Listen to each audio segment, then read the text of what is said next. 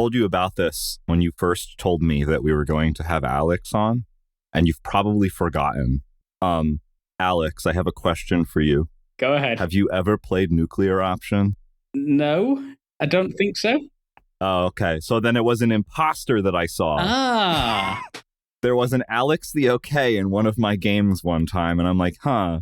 And then, Quinn was like, we're going to have Alex the OK on the show. I'm like, I wonder who Alex the OK is. I looked at your channel. I've been to a bunch of videos. Wondering, is like, was it that guy that I dominated for 2 hours and bullied and shot down? That's not how that works, Quinn. I can tell you how you could have spotted if it was an imposter, because the channel isn't Alex the OK, it's Alexander the OK. But that was the thing, it was Alexander the OK. Ah, okay. Yeah, I've actually, there's been another one in the wild. Someone else has asked me this exact same question before. I can't remember what game it was, but exactly the same. We had a pretty large bang associated with the caution and warning now. Okay, as we have an apparent serious oxygen leak. 4, 3, 2, 1. Houston, we've had a problem. He's in a roll and he can't stop it. Performing an evasive maneuver. Okay, Houston, we've had a problem here.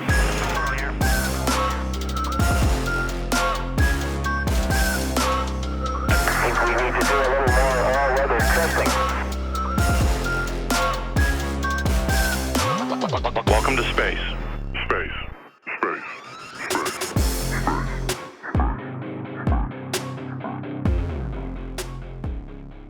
Hello, listener, and welcome to Failure to Launch, the space history podcast where we take you through all the mistakes, failures, and explosions that made modern space exploration possible. We are your hosts, Quinn, he, him.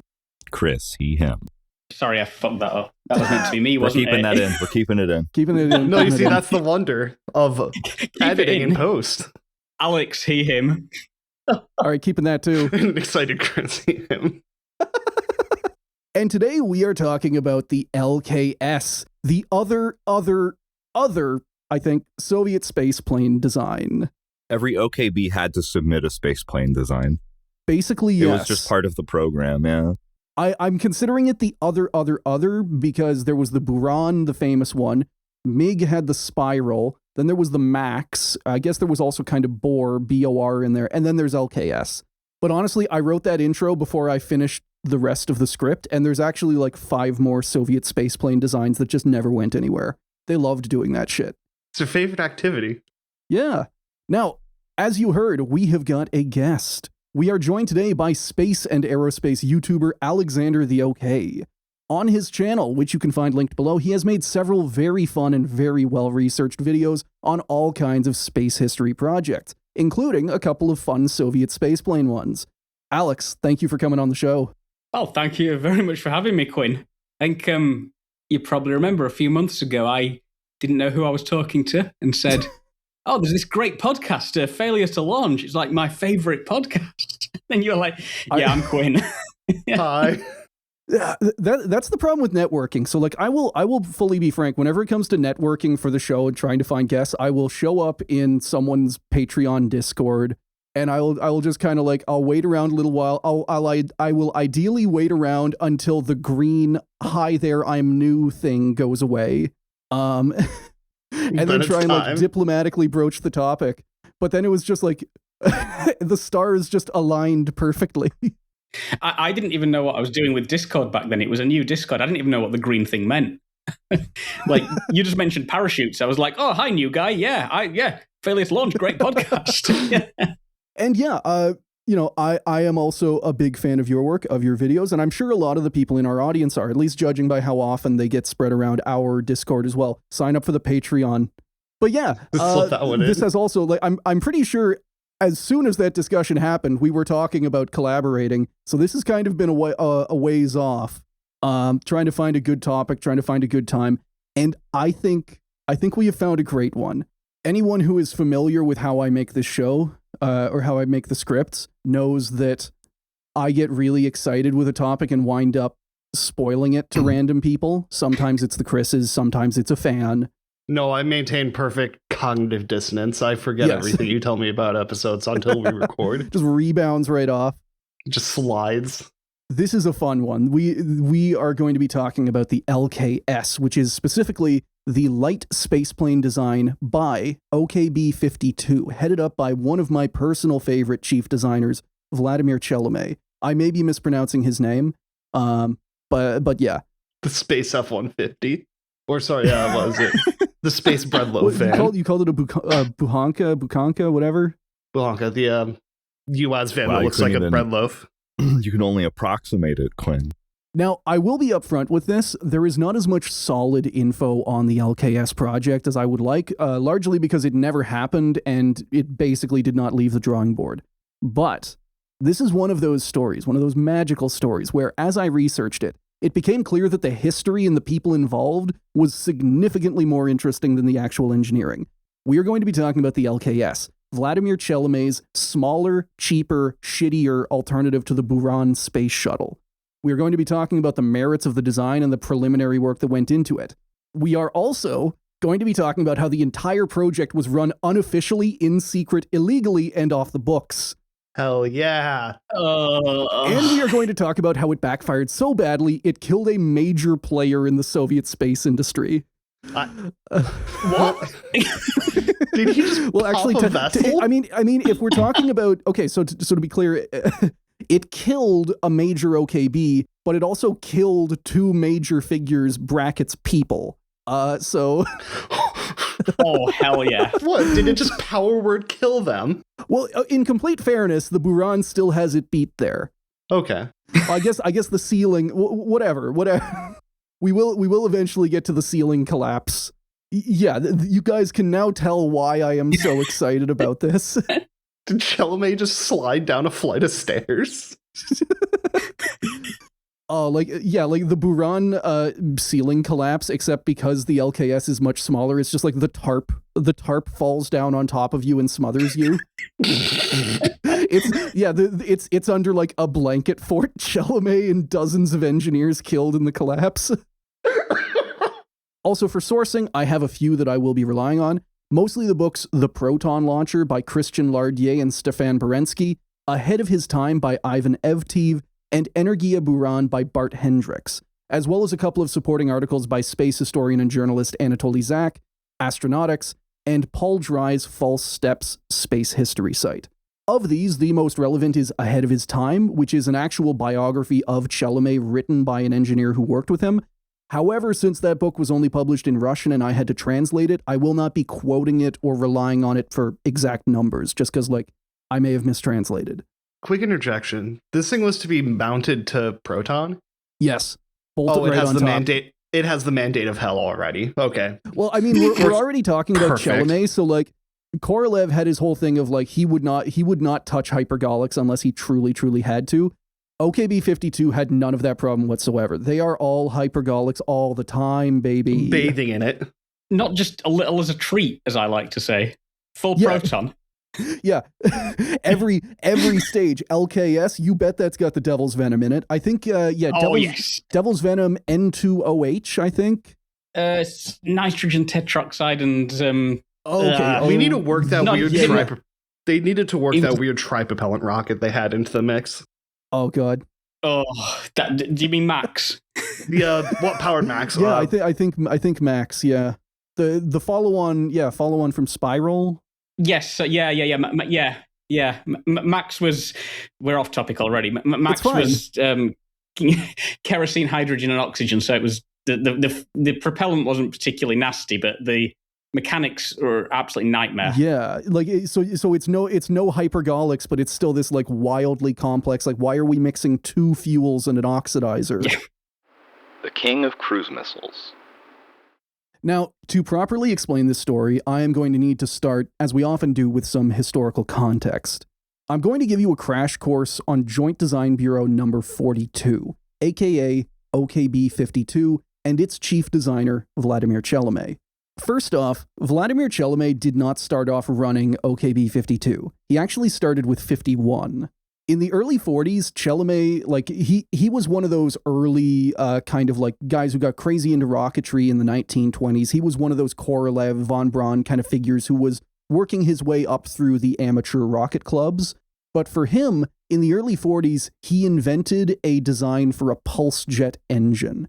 And while it didn't work that well, like it wouldn't have been able to fly, it did make him the person to talk to when the British shipped the Soviets a few captured Nazi V-1 cruise missiles. So the V-1 famously powered by a pulse jet engine. That's what gave it its kind of like rattling buzz sound as it flew. That's what made it the doodle bug. Chelomey was put in charge of OKB-51 and tasked with reverse engineering the missiles. He did this pretty well. He eventually made 10 different designs based off of the V-1. You can see one of the designs there with the twin engines coming off of it. And initially this is called the 10KH, but yeah, he builds like loads of variants. Some of these actually make their way into active service with Soviet units.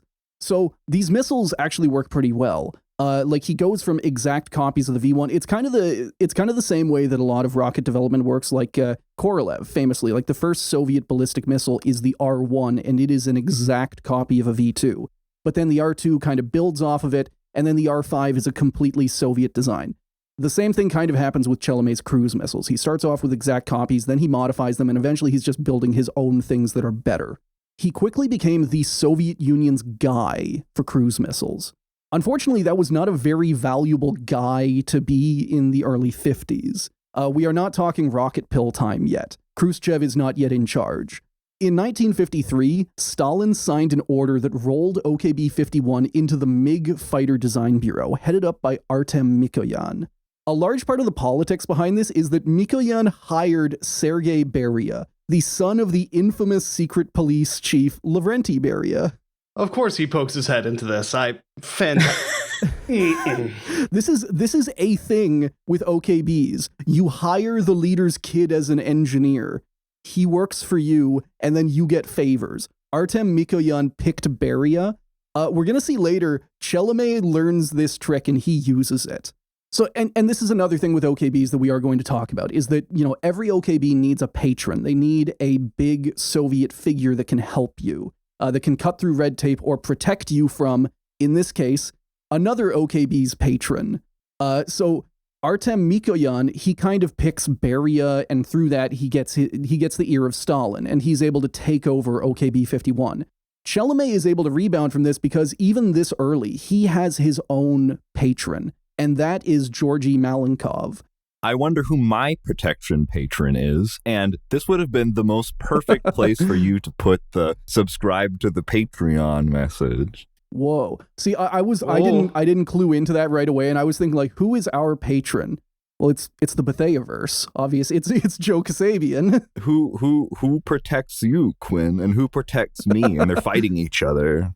Our valued patrons. Our valued patrons. We have so many. You too can become a protector of us and become our valued patron over on Patreon. Exactly. I'm doing it right now. I've never signed up to your Patreon. I'm literally doing it right now on my second monitor. Much appreciated. Oh God, we need, if we haven't already, we need to talk about how the Soviets launched a satellite with a mannequin in it, an early Vostok test satellite. And they wanted it to, make it clear both that they could test the radios and that there was not an actual person on board. So they went through a whole bunch of different ideas of, you know, what if we just got the radio recording to say something insane? Well, then the Americans are going to think that we've got an insane cosmonaut in orbit. And eventually they landed on, what if we just played choir music from like 200 people singing? There's no way the Americans will believe we launched the entire Red Army Orchestra.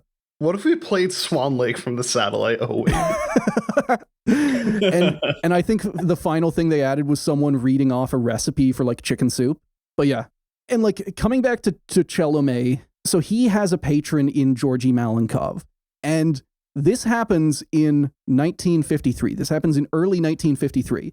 That Stalin steals OKB-51 away from Chelomey. Stalin then immediately dies and Malenkov is in charge. This happens a handful of days later. And as soon as Malenkov is in charge, like I want to pretend that this is there's some like backroom politics. No, it's just Stalin is in charge. Chelomey loses his OKB. Stalin dies, Malenkov takes over. Malenkov immediately gives Chelomey another OKB again. And this is how OKB-52 comes into being. It's kind of anticlimactic, but it's also just like, fuck it. You know, the king is dead. We have a new one now. How dare you hurt his precious boy? And this happens, again, the whole thing, Chelomey loses OKB-51 and he gains OKB-52 within the span of like 2 weeks. So, you know, he upgraded. He went up a number. Exactly, yeah. My God.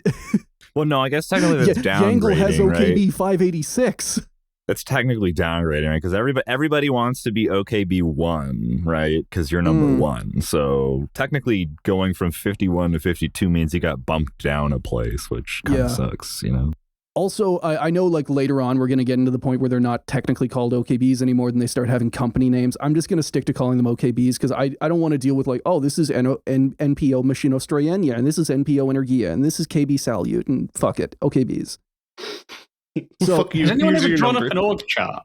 Has anyone ever drawn an org chart of them all? Yesterday, I've tried as well. Yeah. Yesterday, I also tried making a relationship web of who hates who. Did it just become just a solid black sheet? Well, again, the problem is that OKB relationships are incomplete without the patrons in the mix as well, because the patrons can also hate and love different OKBs, which we will get to. Back at the drawing board, Chelomey set about designing almost all of the Soviet Union's earliest cruise missiles. This time, the military wanted as many as they could get. See, this is like 1957. Like, if we get to 1957, Premier Nikita Khrushchev has been successfully rocket-pilled by this point in time, and he is busy redesigning the entire Soviet military to be missile-focused 110%. That meant every single ship and submarine in the Soviet Navy was expected to bristle with new cruise missiles. Missiles, as it turns out, like the P-5 Piotr that Chelomey would provide. This one missile goes on like 3 different kinds of submarine and like 4 different kinds of missile cruiser. In like the late 50s, it becomes the main striking force of the Soviet Navy. God, I loved her. I love early cruise missile submarines. They're just so janky. I love the submarines before they figured out how to launch them underwater, where you had like a weird hanger in the nose of that American submarine. Oh, back when cruise missiles were literally just jets with the cockpits taken out. Was that the one where the guys had to literally come out on deck to launch it? Yes. Yeah. Yeah. And it had to be launched sideways, like it had to be launched broadside because otherwise it would hit the conning tower. Yep. Regulus too. It's kind of the more common one you see pictures of. Yeah. The prototype missile actually had landing gear. Hell yeah. Huh? So yeah, give me a second. I'll chuck a link. That's not for return. That's for attacking enemy airfields. It just comes in for a perfect landing, taxis into a hangar, and then detonates. It will perfectly follow, like it has cameras, it has visual navigation, it will perfectly follow all of the different blinking lights along the way. Watching in horror as the missile just holds a holding pattern and there's only so long I can delay it. It's just repeatedly requesting permission to land. Denied. So yeah, Chelomey quickly becomes the Soviet Union's king of cruise missiles. And then, perhaps learning a lesson from Mikoyan, Chelomey hired Khrushchev's son Sergei to come work for him as an engineer.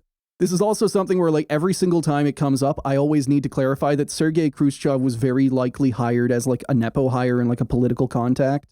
But then he very quickly earns his place as an actual visionary in spacecraft GNC, like guidance, navigation, and control. He's actually a visionary, and he actually does belong up there. Everyone that thought he was truly a Nepo baby hire just going, oh shit. There's a great book that I quote from occasionally here called Voices of the Soviet Space Program. And it has an interview with him. And one of the things is like, yeah, I wanted to work harder because everyone thought I was a fucking nepotism hire. Hell yeah. I can't say for certain that it made the difference or was the main factor, but from 1957 onward, Nikita Khrushchev would remain a solid backer of Chelomey and OKB-52. Even against Korolev and OKB-1. With his new access, Chelomey decided to enter the space and ballistic missile fields in 1959. He started this off with an aggressive barrage of pitches to Khrushchev and the Kremlin, drawing up plans for an entire fleet of spacecraft and spaceplanes that would cover everything from scientific exploration to flat-out dropping bombs on the US from orbit. True to his character, Khrushchev liked the idea and allowed OKB-52 to become the first real competitor to OKB-1 in the Soviet space field.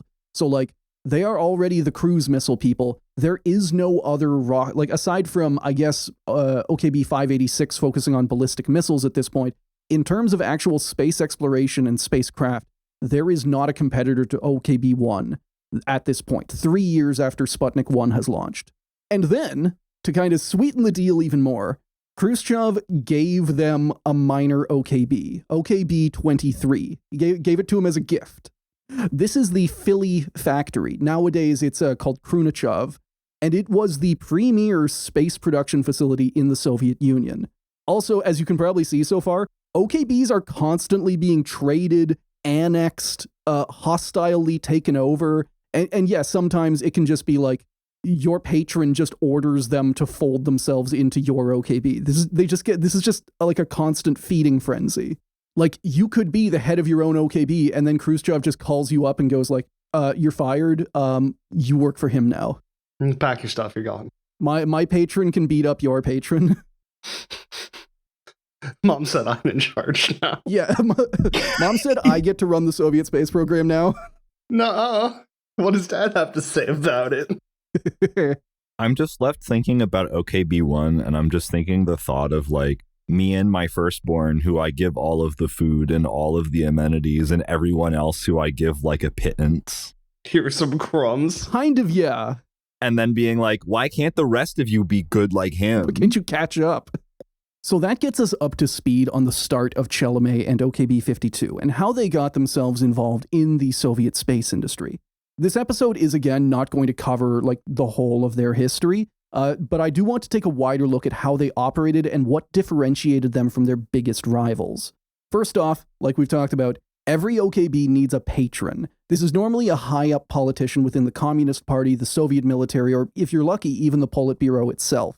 I'm now trying to think, like, what happens if you just, like, roll the world's worst patron and it's just, like, the like, you know, 80-year-old fucking minister for sport? He's kind of like, like, all right, buddy, I guess. All right, well, I guess we'll have you for a year or two. Yeah, don't worry, we get to re-roll soon. Just frantically trying to live until you get traded. Yeah. Fucking assassinating my patron because I want a better one. That would have been a good place to interject it too. Every OKB needs a patron, just like how every podcast needs a patron. So the benefit of having a patron is having an ally who can cut through the Soviet bureaucracy, ensure funding priority, and basically just make sure things go your way. The benefit of having a patron is to just make sure that everything goes your way. They can cut through the bureaucracy, they can ensure funding, or they can kill one of your opponents if it really comes down to it. Just straight up getting murdered for working at my OKB. The obvious risk is that if your patron falls out of favor or out of power, you are suddenly very vulnerable because you have hitched your wagon to a Soviet politician, and they don't tend to last too long. I want to read a quote from Voices of the Soviet Space Program by space historian Slava Gerevich. Quote, "The organizational structure of the Soviet space industry, based on personal patronage more than any explicit institutional subordination, facilitated fierce institutional rivalries, in particular those involving the design bureaus led by chief designers Korolev, Chelomey, and Yangel. Personal conflicts among leading figures, such as Korolev versus Glushko or Ustinov versus Chelomey, further complicated the Byzantine world of Soviet rocket and space industry. This is why I love this so much. So much of the Soviet space industry happens or doesn't happen purely because of the egos of like 5 guys." Someone got their fifis hurt, dissolve the OKB. Yeah, fucking sending someone to like dipping my enemies into a vat of devil's venom. Purely because Minister of Defense Dmitry Ustinov does not like them. That's it, put them in the goo. Yeah, so you can see a couple of OKBs there, you know, and like who they were allied with and who they were enemies with. Yangel, I couldn't really find enemies for, because Yangel's kind of whole thing was just like, fuck it, we will only make ballistic missiles. You can put a satellite on it if you're insane, but we're gonna make missiles. OKB 586 is crucially why Ukraine still has a pretty mature missile industry, because they were in, I think they're in Kharkiv, but they're Yuzhnoye is the name of them. Probably mispronouncing that as well.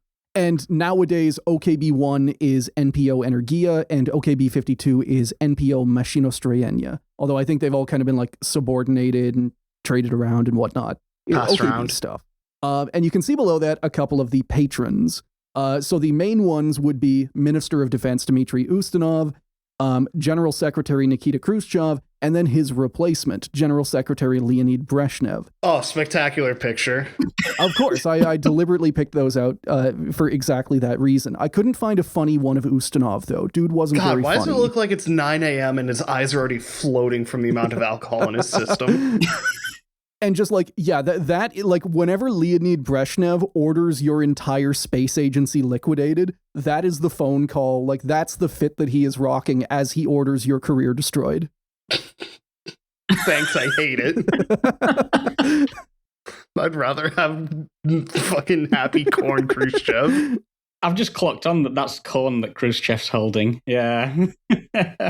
So in the early 60s, despite having initially pilled Khrushchev on the idea of rockets, Sergei Korolev was having a bit of a falling out with the general secretary. And he had put a lot more stake, like basically by the early 60s, Korolev has latched onto Leonid Brezhnev, and that is the OKB-1's new patron, which kind of frees Khrushchev up to become OKB-52's patron. So in 1959, whenever Chelomey shows up with his whole pitch of like, OKB-52 is going to enter the space field. He does it. He shows up with an array of different spacecraft. He's going to have like variants of all of them. He shows up with an entire ecosystem of launchers, satellites, military, scientific, everything. He has come prepared, and he woos Khrushchev instantly. Oh, hell yeah. Unfortunately, that also gained him a lifelong enemy, Dmitry Ustinov, patron of Yangel's OKB-586, and basically the man in charge of the entire Soviet military-industrial complex. His titles kind of change over the years, but the thing that he is never not in charge of is every single weapons factory, which is maybe not a good enemy to have when you want to make weapons. So everyone has kind of picked teams. Everyone has kind of picked a favorite guy.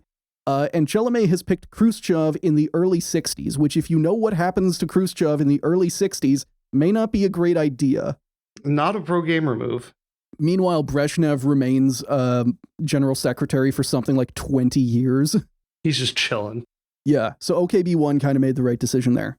There were also cultural differences between OKB-1 and 52. Where Sergei Korolev preferred to be a manager, wielding the carrot and stick in equal measure, Chelomey liked to get involved with the details of his engineers. In an interview with space historian Slava Gerevich, OKB-52 engineer Sergei Khrushchev described it like this, quote, "The culture of engineering was high. It differed significantly from Korolev's firm. Korolev just demanded you get things done, while Chelomey was closely involved in everyday activity. He didn't just say, just do it, and if you fail, I'll come after you. Brackets, that's the Korolev approach. He himself checked our calculations of stability and precision. He understood those things much better than his engineers. This forced us to work better. We had to be prepared to answer his pointed questions." So I am immediately seeing pros and cons to both of these methods, where like Korolev, he trusts you because you're an expert and he's not in your field. But the downside is that if you fuck up, he will come and start like screaming at you and threatening violence. Meanwhile, Chelomey just hovers over your shoulder and just asks you what you're doing.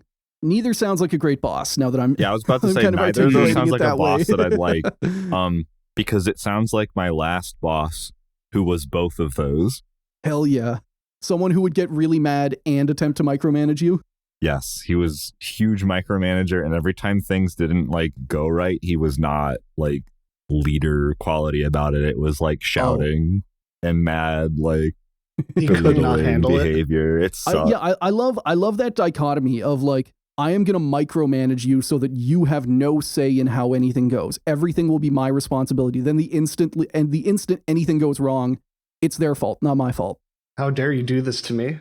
How dare you not follow my instructions correctly? Yeah, he had hired, it took him like an eternity to kind of like restructure like our team, because it was kind of just all like, here's all your technicians and they're kind of just doing whatever, right? Like there really wasn't much of an order to it. So he hired new people, which included like a manager who came from like a call center. So like he had lots of experience doing people stuff.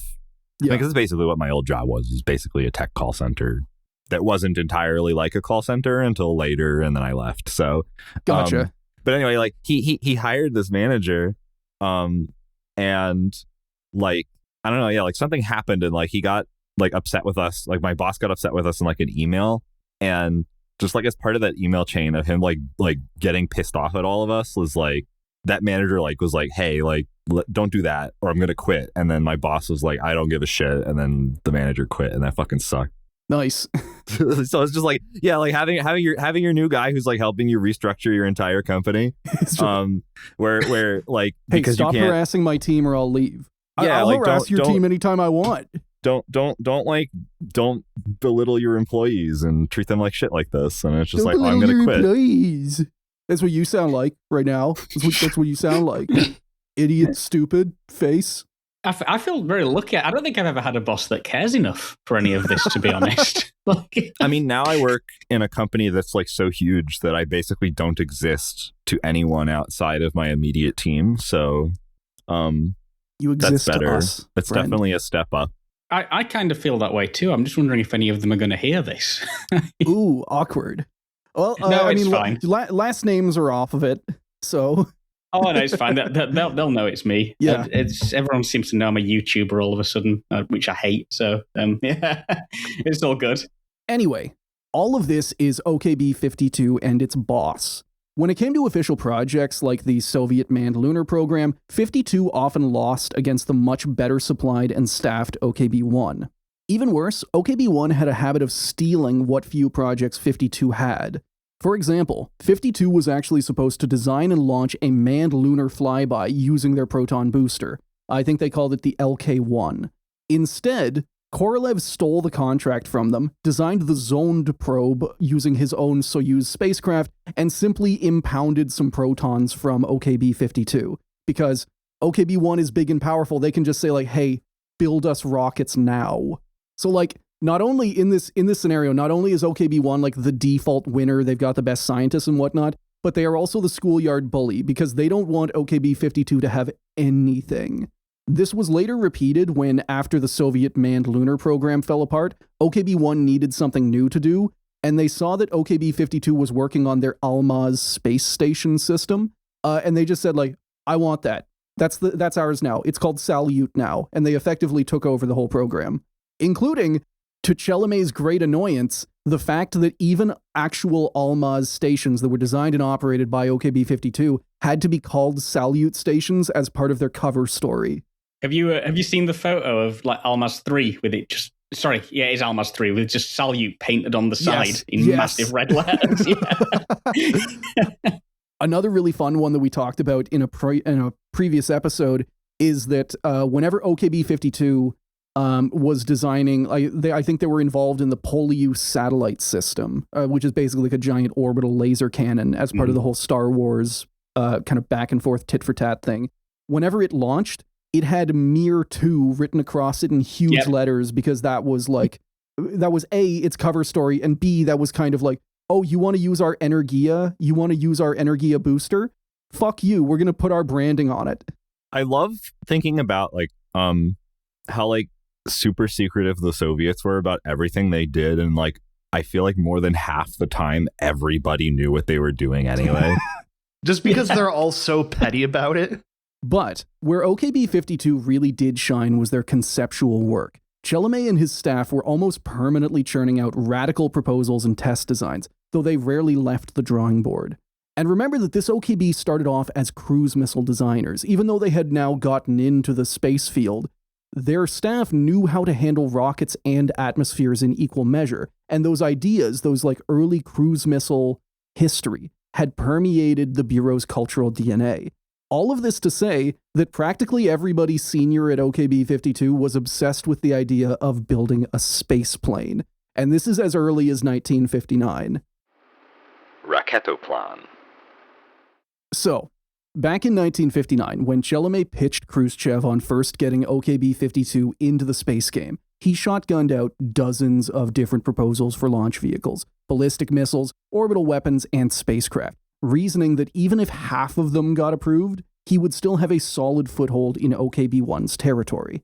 One of these proposals was for the Raketto plan, a small spaceplane meant to operate in low Earth orbit, be able to attack American satellites, and then land safely on a runway. There is also some confusion because another thing that he, this translates to rocket plane, but he also pitched something called Cosmoplan, which better translates to space plane.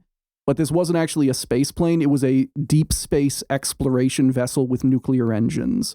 You'll see different names floating around. Raketto is the one that we are talking about here.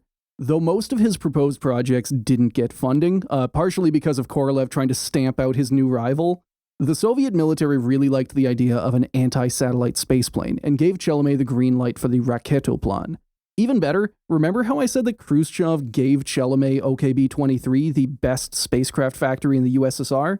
Well, that OKB used to belong to a chief designer named Myasishchev. And the last thing that guy worked on before the acquisition of OKB-23 was extensive testing and mock-ups of an orbital spaceplane called Project 48.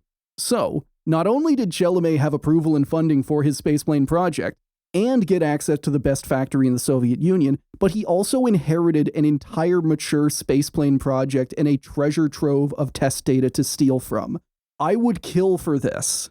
This is the most engineer holy grail of everything just being handed to you on a silver platter. All of this data, all of these mock-ups. Myasishchev did, they had so many wind tunnel tests of every possible permutation of spaceplane, and then Khrushchev just hands it to another guy. They did all the work, and now you're given his work and the money. I think, Myasishchev would have surely wanted to keep doing this. Also, he was a bomber designer. I don't think it's him involved with it, but the OKB Myasishchev eventually designs one of the carrier aircraft for the Buran, the one that isn't the AN-225. But yeah. The Atlant. Yes. I knew I'd heard the name before. Yeah. I knew I'd heard the name. A significantly uglier aircraft. Yes. He did the high altitude thing as well. The U2 U2 I knew I recognized the name. You don't like chronoplans.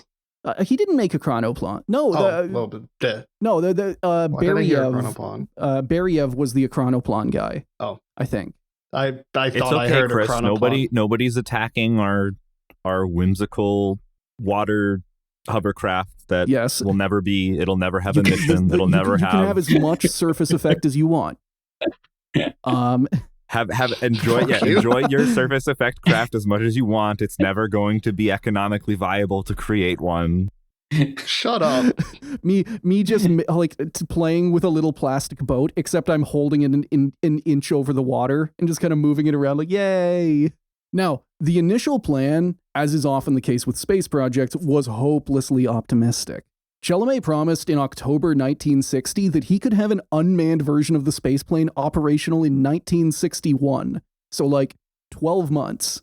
This, in industry terms, is lunacy. Over the next 2 years, the project quickly shed planned variants. As the delays mounted up and people quickly realized how unrealistic this all was, they just slowly started cutting away capability, which is generally not a good sign in a project. It's not scope bloat, though, so at least there's that. So it lost the lunar flyby version, it lost the unmanned satellite version, and by 1964, it was entirely a military project. But there was one good thing to come out of this, which is that the Raketto plan actually did leave the drawing board. In December 1961, OKB-52 launched the MP-1 demonstrator, although they had to do it on a Yangel missile. This was basically a big metal dart with some guidance fins and something that I can only describe as a large flared base to increase the drag. And this actually worked. The dart flew to around 400 kilometers altitude, it survived re-entry, and it safely parachuted to the ground, all while the graphite fins, the guidance fins on the side, actually kept it, they controlled it. They guided it aerodynamically through re-entry. This is important because this test with the MP-1 is the first time in history that an aerodynamically controlled vehicle had re-entered the atmosphere.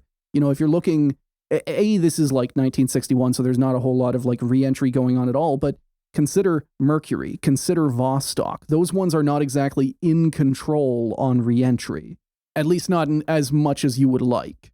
Unfortunately, a second test in 1963 with a further developed probe called the M12 ended in failure when the demonstrator exploded on re-entry. You can't win them all. What, just hit interface and immediately popped? Something happened. We don't really know. Missile fall down, go boom. Now, the Raketto project was shuttered in 1965. Quoting Energiya-Buran, there appear to have been several reasons for this. First, Chelomey lost much of his political support when Khrushchev was overthrown and replaced by Brezhnev in October 1964. Second, the Design Bureau was heavily involved in other manned space projects, such as the LK-1 circumlunar program and the Almaz military space station. Finally, many of the military objectives planned for the Raketto plan were already being or about to be performed by unmanned satellites, such as OKB-1's Zenit and OKB-2's own US and IS satellites. So another thing that kind of, like, between the missiles that Chelomey makes, the P-5 cruise missile, and US-A satellites that he makes for, like, he causes the Cosmos 954 disaster. It is an OKB-52 satellite designed by Chelomey personally that sprays radiation over Arctic Canada. As well as just the fact that, like, OKB-52, they will sell you the missiles and they will sell you the satellites for tracking those missiles. Like, they have kind of, on the cruise missile side, they have kind of a full product all set up and ready to go. I hate that you're being smart and educational, and the moment you mentioned Zenit, I've been stuck here doing a circle around it. Yep. Come on, just say it, get it over with. I'm gonna say it and get it over with. No, that's not it. I have to say the whole thing, Quinn. Okay. In the spaceport, straight up launching it. And by it, let's just say, my Zenits. Hell yeah. Thank you. Now, to add insult to injury, Dmitry Ustinov also ordered that all Raketto plan project work, test articles, and flight data be handed over to Chelomey's old enemy Artem Mikoyan, because MiG is working on a separate spaceplane project called Spiral. Oh, I mean, it's kind of cute looking. Yeah. Which is presumably because it never left this drawing phase. But So Spiral's kind of different, where, like, in the iteration of the Spiral project, they built a couple of gliders that they would, like, drop from underneath a bomber. No Spiral test article ever flew on a rocket. However, eventually it becomes BOR, and I think, like, one or two of them get sent on suborbital flights. But that's firmly in the 80s.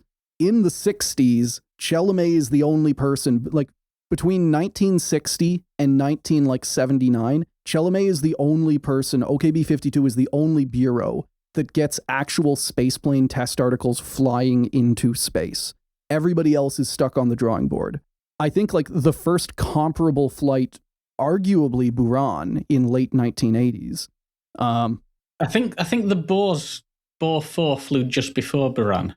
By the way, that was adorable too. If you see the photos of it, it was about the size of a person. It was very cute.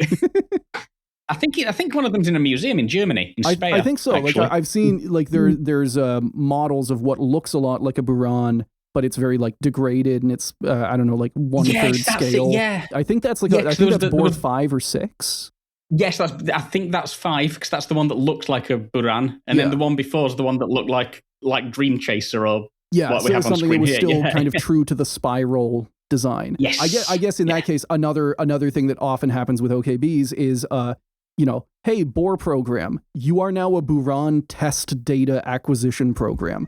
No, you cannot work on your own project. Hello, listener, and welcome to the mid-reel ad. If you enjoy Failure to Launch, more bad space history, and you want to hear more of it more often, there is an option, the FTL Patreon. Signing up at any tier gets you access to monthly bonus episodes and Q&As, and joining an elevated tier gets you even more content, like Chris-narrated minisodes. If that sounds good, you can sign up at www.patreon.com/failure to launch. And now, back to the episode. The light spaceplane. The rest of the 1960s and early 70s went smooth enough for OKB-52. They mostly focused on their Almaz space station program, which would be supplied with new TKS spacecraft. The TKS is definitely something that we're going to talk about as well, like a semi-permanent ongoing project for Chelomey that it never flew with people in it. It never replaced Soyuz, but it became the building block for most Soviet and Russian, like, it's the building block for the first piece of the ISS ever launched, Zarya. It is the building block for a whole bunch of Mir and ISS modules. The design legacy lives on, is what I'm trying to say. After a rocky start and rushed production, the UR-500 Proton booster eventually established itself as the backbone of Soviet space lift capacity. Like the Soyuz, its variants are still in use today.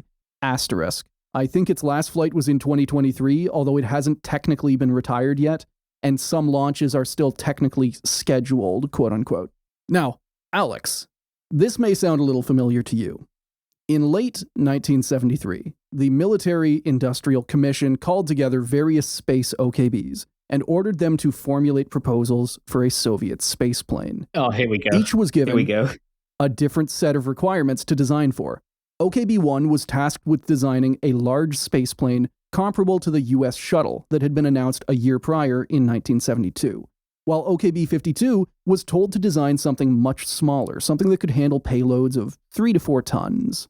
I wish I could say that this was like the start of a rip-roaring spaceplane competition even if they didn't succeed, OKB-52 really put up a competition with OKB-1's Buran shuttle.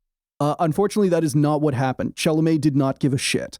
Quote, however, the spaceplane project seems to have been low on Chelomey's list of priorities at this stage. Indications are that the bulk of spaceplane research at TSKBM, brackets that's the official name of OKB-52 at this point, was done in the late 70s, by which time Buran had already been approved.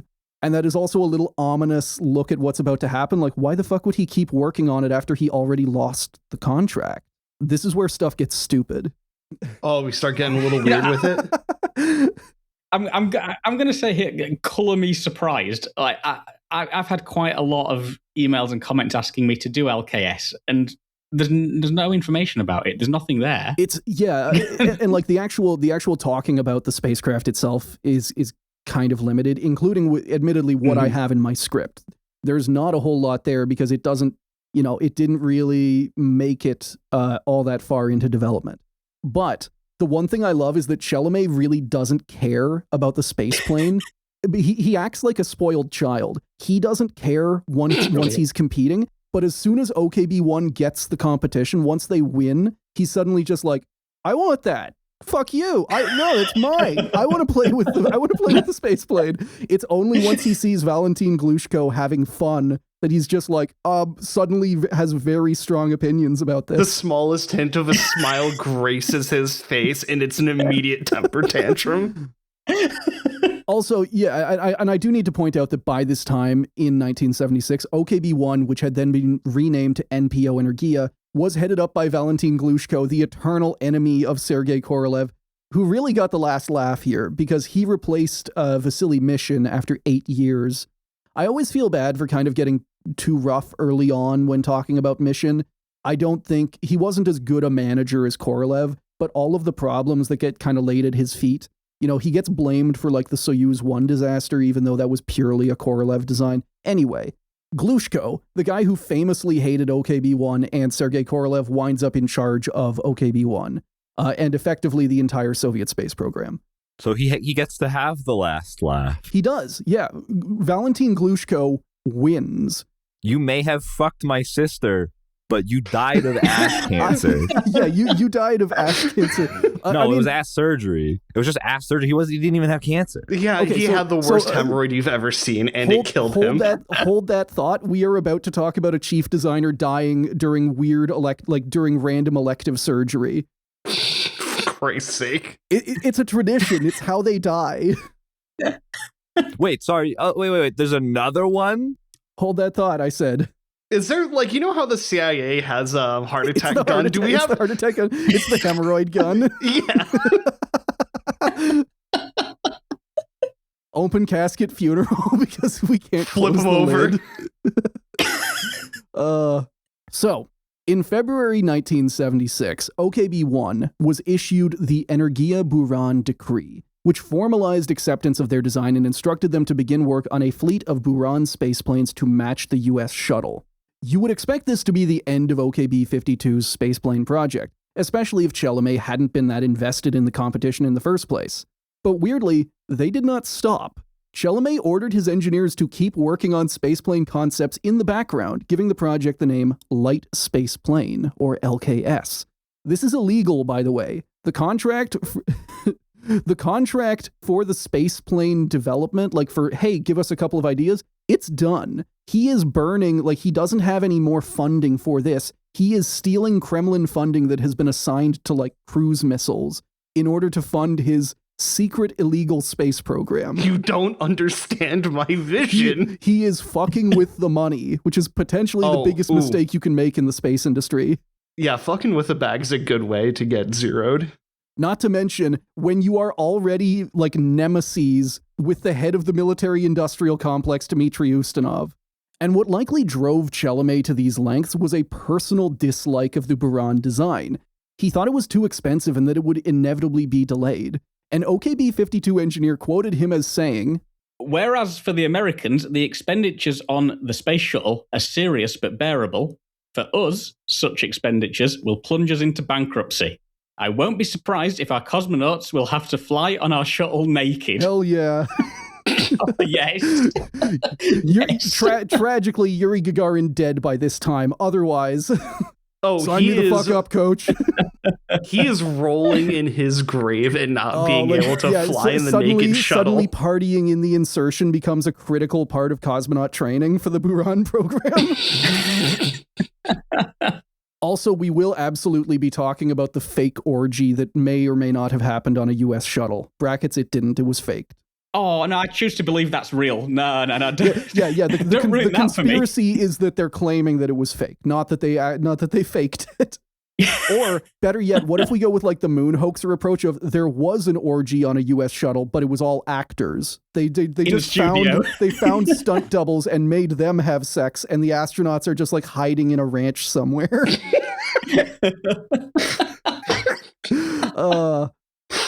Anyway, Chelomey considered the LKS to be the ideal spaceplane for the needs of the USSR and believed that copying the capabilities of the shuttle, like he didn't think it was necessary. And I do kind of wonder about this because the Soviet space program and the American space program at the time in the 70s and 80s had very different doctrines. Like if you look at what the Soviets are trying to do in 1970, it is launch space stations that can handle a crew of 3. They are resupplied by Progress and TKS spacecraft, and they are recrewed with Soyuzes that can carry the same amount of cosmonauts as the station can handle. So Chelomey is kind of coming at this of just like, cool, maybe the Buran's even a cool idea. Do we need it? What are we going to be doing with this thing? Whatever you want, baby boy. Yeah, and kind of one of the examples he gives is like, all right, the Buran can carry 10 cosmonauts. Salyut can hold 3. What the fuck are we doing? The other 7 are just the emotional support cosmonauts on the way up. But also the Buran can carry a Salyut. You know? That's also fair. Yeah. Bump that up to 13, baby. The LKS, meanwhile, was designed lean. It would weigh 20 tons total and be launched into orbit on top of a standard Proton booster. Its cargo bay would carry 4 tons of payload. Manned missions were expected to top out at around 10 days with a 2-cosmonaut crew, while unmanned versions would stay in orbit for up to a year. But you can see, like, despite being cramped, there is actually a bit of living space in here. There is 2 decks. There is a sleeping space underneath the cockpit. So we're not entirely talking like Gemini 7 levels of cramped. Okay. They can wiggle around in there a bit. Exactly, yeah. In short, and like it doesn't matter if they're naked, because they're going to be like pressed up against each other anyway. But yay, hooray, but tish. Don't get too excited, Yuri.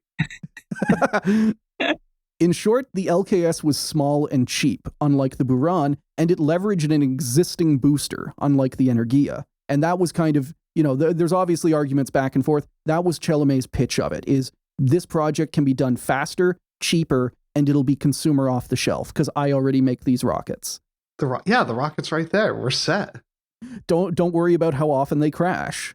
That's not part of the calculation. Shut up. One of the funnier things about the history is that whenever Korolev, whenever he demanded a whole bunch of protons to be used for his manned lunar program, he grabbed the Proton before it was even done testing. So like a bunch of Zond flights. So Zond is this program to fly probes around the moon and come back, and I think they carry a bunch of turtles.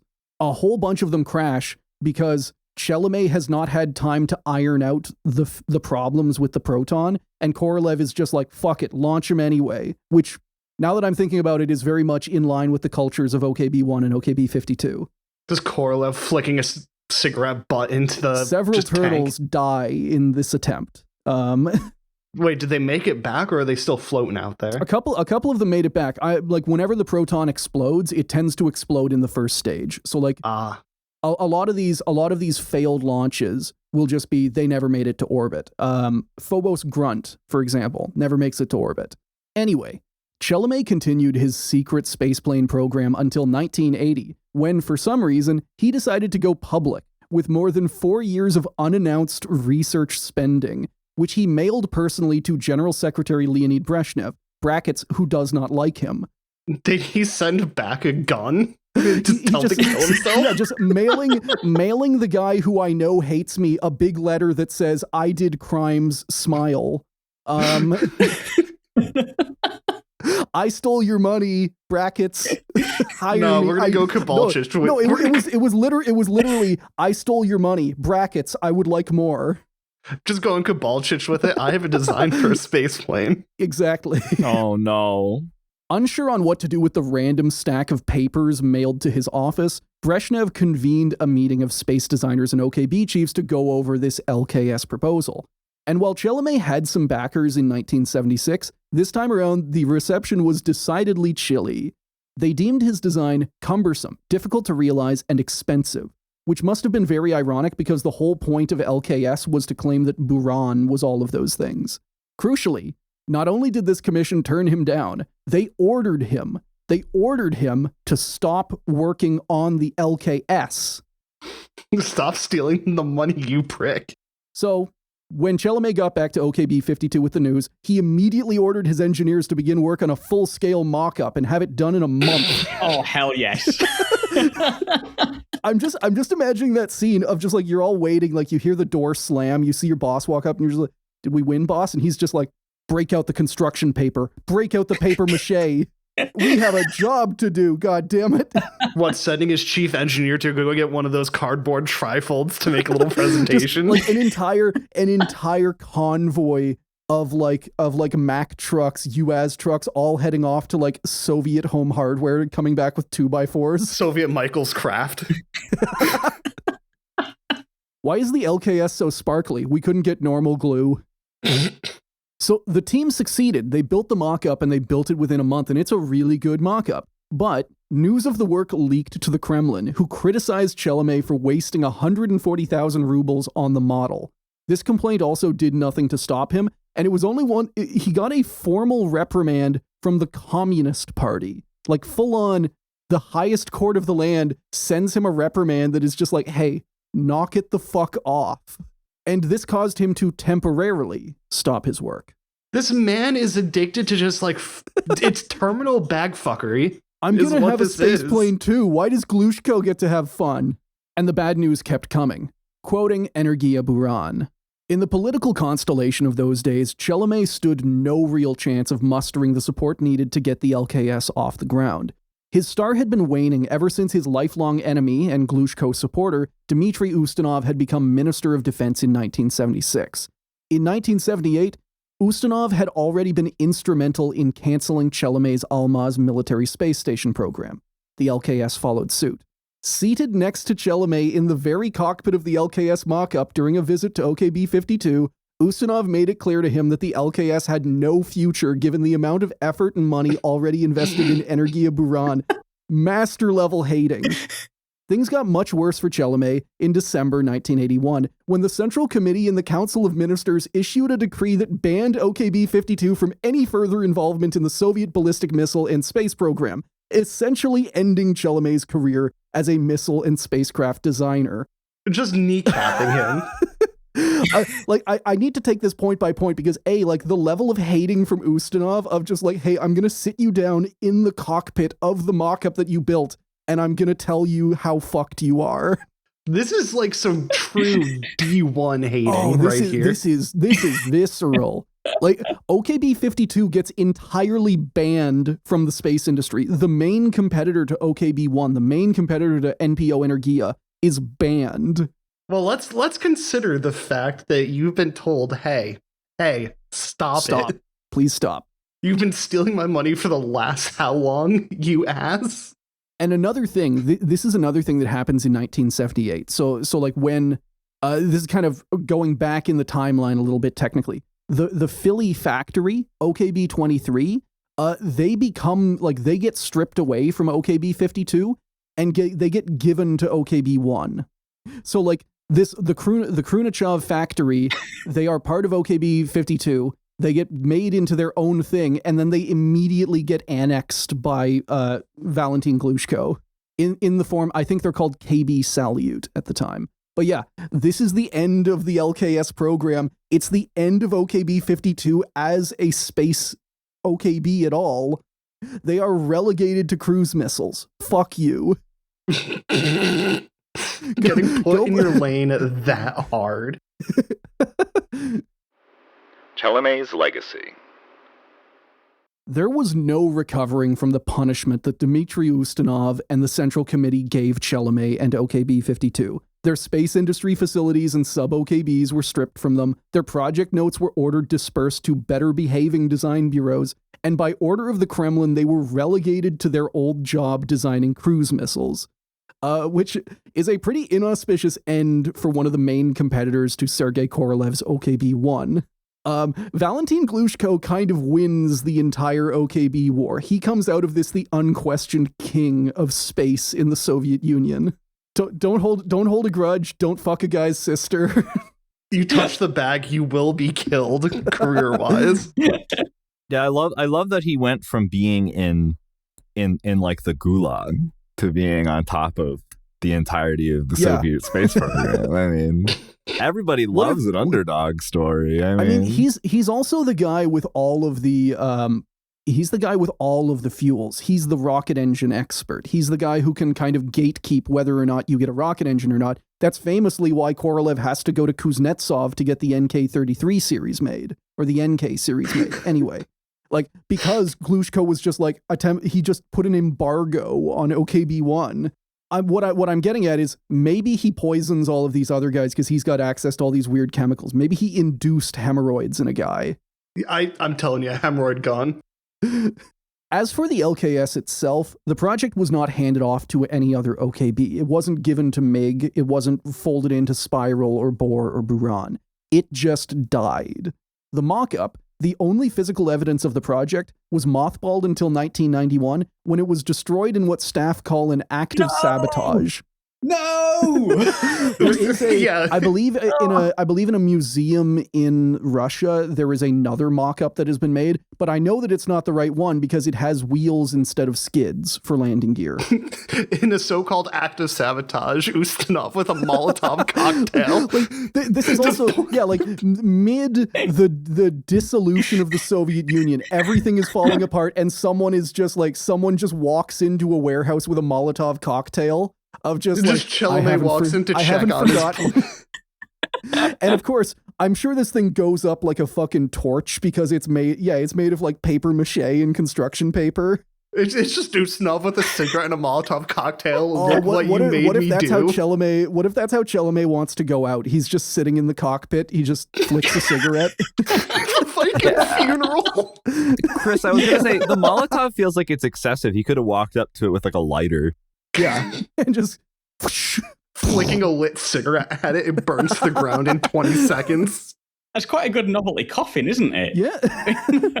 Now, being completely honest, I don't know how much of a role LKS played directly in the downfall of Vladimir Chelomey.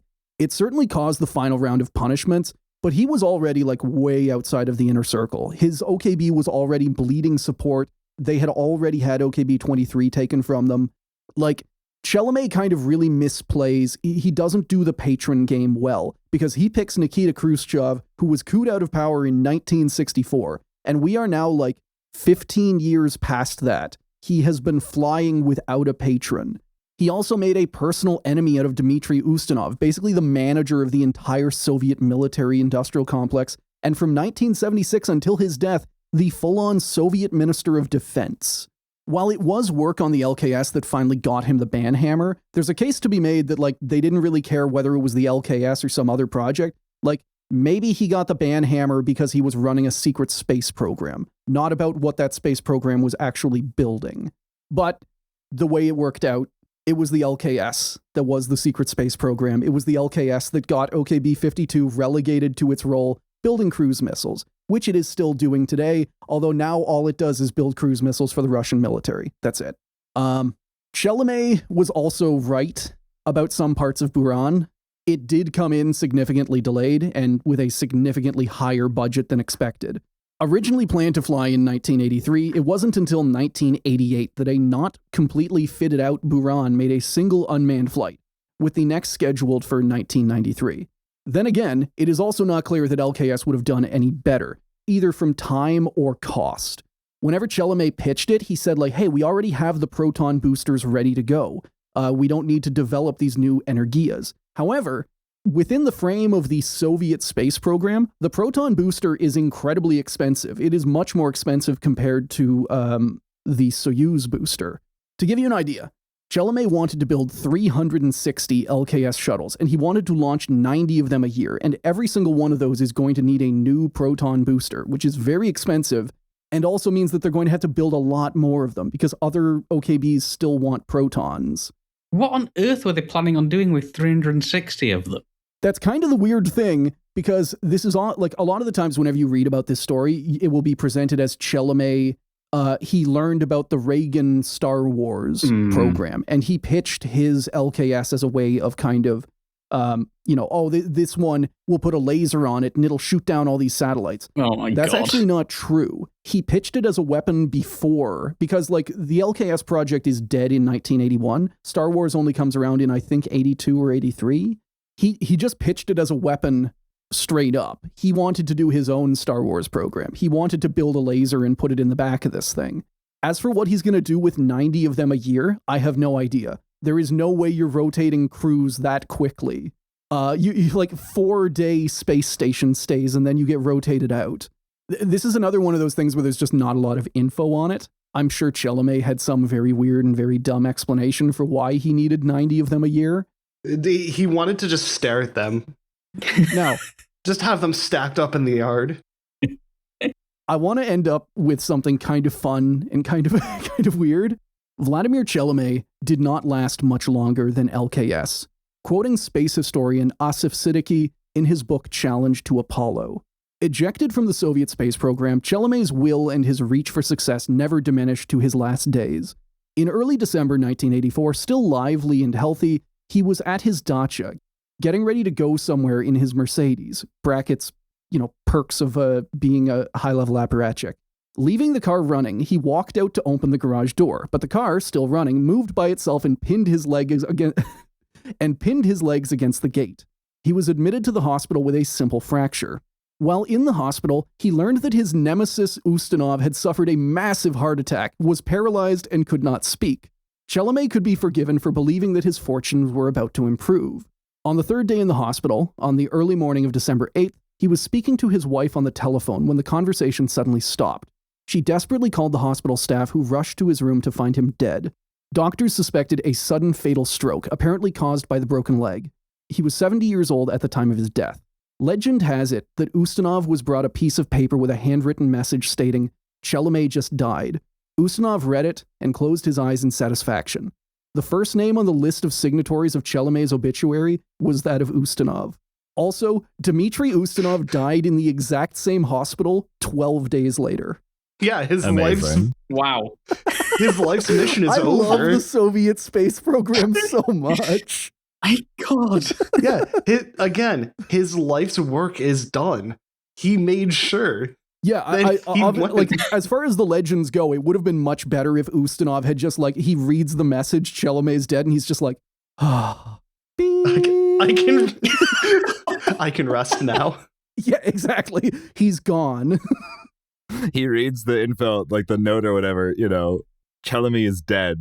And then he closes his eyes and then, he has the slight smile and then he flatlines. Yeah, just drifts off. No, he just mutters, "You can't escape me, fucker." Follows him into the afterlife. Floating up to heaven at the same time, immediately just fighting. Ustinov is somehow fighting waiting like up there pair with of sparrows. Just Ustinov is somehow waiting up there with a cue ball and a sock just to start beating him with it. I like the idea of every time we picture Ustinov, that like every time we see him again, he just has more medals on. Yeah. Yeah, it's armor. Like, yeah, he's got to go for the full Zhukov. Oh, dude, I need like a spacesuit equivalent of the full Zhukov. I don't like militarizing space. I think anyone who listens to the show is well aware of where we stand on that. But I want fucking like decorations on the outside of spacesuits. I want Velcro patches. I want medals. You gave me just this idea of Zhukov of like, he can never have less medals than anyone. So he'll posthumously be given another medal just to make sure he's always whoever is the next highest +1. So he's just exhumed having to carry the casket with a forklift. It's gonna be almost like a corpse synod, but just for more medals. Yeah, like the casket, like the contents of the casket are 92% medals by mass. Yeah, he's just exhumed, another medal's pinned on, and he's buried again. They just have to keep putting them in. He's like, well, it's not the Order of the Soviet Union anymore. The Russian Federation now. Pulls a couple more medals in. And that, everyone, is the kind of weird story of Vladimir Chelomey's light spaceplane, or LKS. How are we all feeling? That was fun. I'm in awe. I just had another thought. Those like I forget where it is, but it's like the church that's made out of like bones and stuff. The church that's made out of his medals. Oh, okay. It's like yeah, like so eventually the like tomb is not sufficient, right? Like you need more space for Zhukov's medals, so you just give him like a little church thing, a little annex to the church. Yeah. You know what would rule though is building that church, but you're downrange of Baikonur, or I guess you could be downrange. What's the They have one in the Far East, right by Japan, another launch site. Regardless, like one of those downranges where you just have a load of like old rocket parts and you've just built a church out of it. That'd actually be pretty cool. No, that would rule. Yeah, that sounds really cool. People, there's a whole lot of hunters who like build sleds out of old parts, like old Soyuz boosters that just fall. Listener, in case I haven't described it already, a downrange is a place downrange of a rocket launch site where expendable rockets drop their boosters. It'll be kind of like a big area because they'll get flung kind of all over the place, but it's where you expect spent boosters to crash. And there are entire cottage industries of people who just salvage the shit out of them because it turns out they're made of shit like titanium. I want a spent booster. Where do I go to get this? That Russia. Sounds great. Oh, forget it. Fully opposing the advent of reusable rockets purely because I want more souvenirs.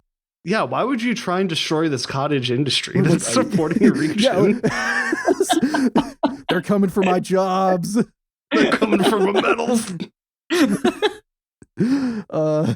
I don't know. Like I love this story. Again, this is one of those stories where I started off writing it and I quickly ran into the problem. I had like a sine wave of motivation when it came to writing this script of like, oh, this is going to be cool, like a Soviet story. We haven't had one of those in a little bit.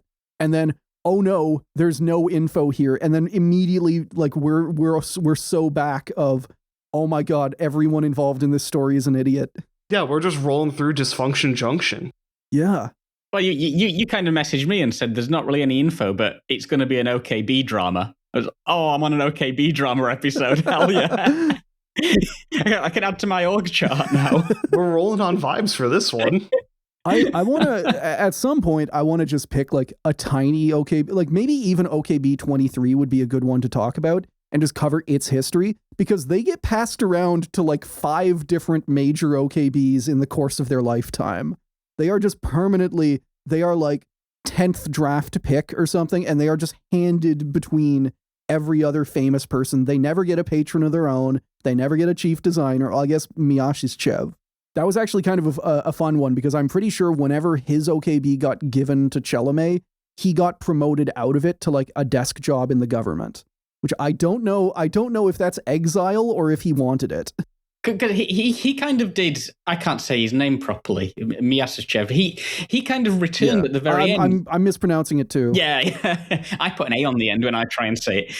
He did like a grand return at the end for the Buran carrier.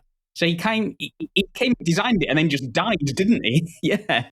I think so. Yeah, because like he was in the government, but he definitely came back to Miyasachev. Like, I don't know if he went back to KB Salute or if a new agency got started kind of with his name. I think it was KB Salute. I swear, it sounds like all of these people have like one thing they have to complete in their life, and they will just die immediately afterwards. Everyone is a mayfly. Yeah. Glushko did as well. He launched Buran, if I've got my dates right, and then just keeled over and died straight away. Then he probably remembered while he was on the operating table, wow, he fucked my sister, and then just dead. Lack of heartbeat. Okay. Again, just the number of Soviet space officials who die.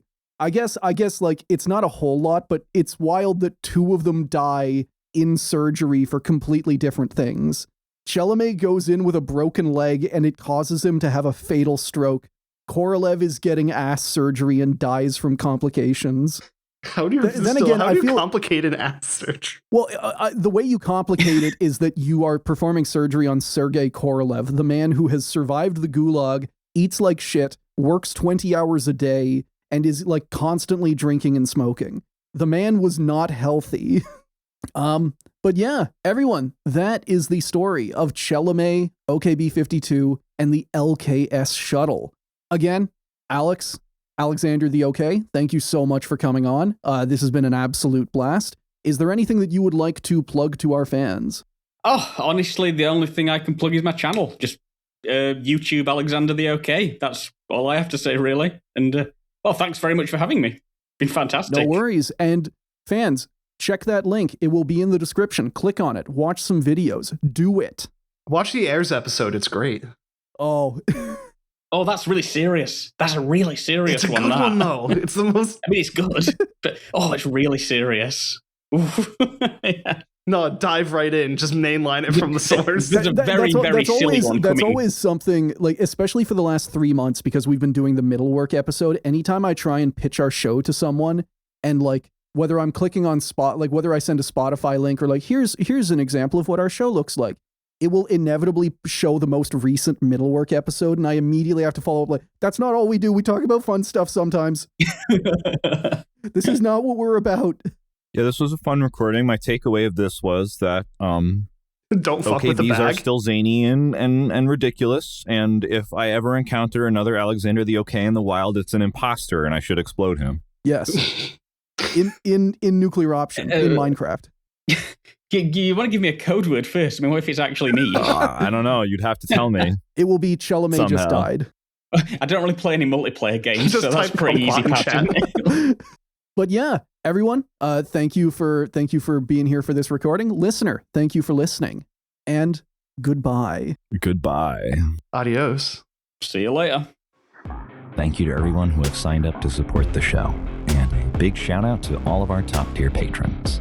Our sideboard cats are Boss, Kataiga Reptile, Charlie, Comrade Sleepy Bro, Daniel F, Graham E, Jesslyn T, George 2, Cuckseat Stool, Startup Investor, Joss, Kamo, Lane of the Wired, Matt, Mobius Striptease, Murray Motorsports, Mysterious Stranger, Number Negative, Oil Drum, Pat, Paul C, Rare Scrungle Spingus 3rd Edition, Skylab Bricks, Source Force, Spectre Cohen, Tortilla Baron, Vivek V, and Wingsmith. Our space dogs are a Union Thug, A. Blinken, Akioga, Aerial Badger Release, Agent Carter, Alice N, Andrew F, Andrew K, Angie, Angry Old Man, Yada Yada, Anthony C, Arcsign, Atomic Hobbit, Otto Fox, Baron M, Bat Bay, Ben L, Binary Badger, Beanie, Boomzilla, Brian F, Brian L, C, Cantaloupe Was Taken, Carson D, Chainsaw Snuggling, Chris, Chris K, Christian K, Cole C, Captain Lag, Daddy Bongo, Daniel, Does Smiley, Dom K, Dr. Shockmaster, Ank, Aaron, Eric J, Fractal Moonlight, Furious Luddite, George B, Grant K, Griffin, former snow shoveler of Burger King,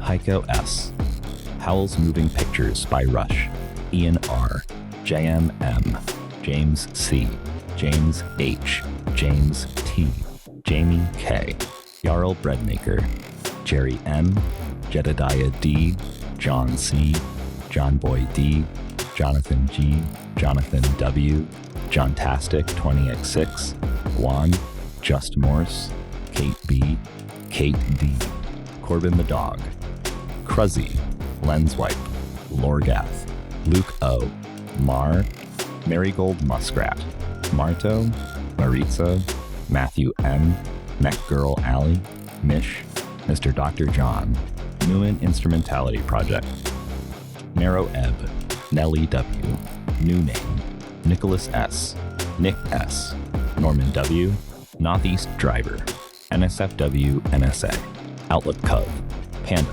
Patron, Petey. Please talk off the cuff about Taiwan and watch to live.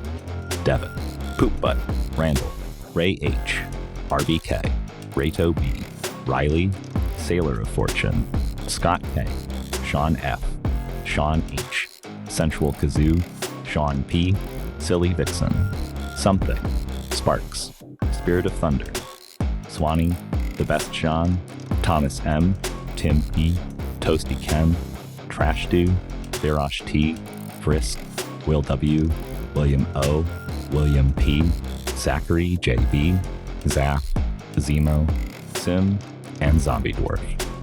Albert Count, 191.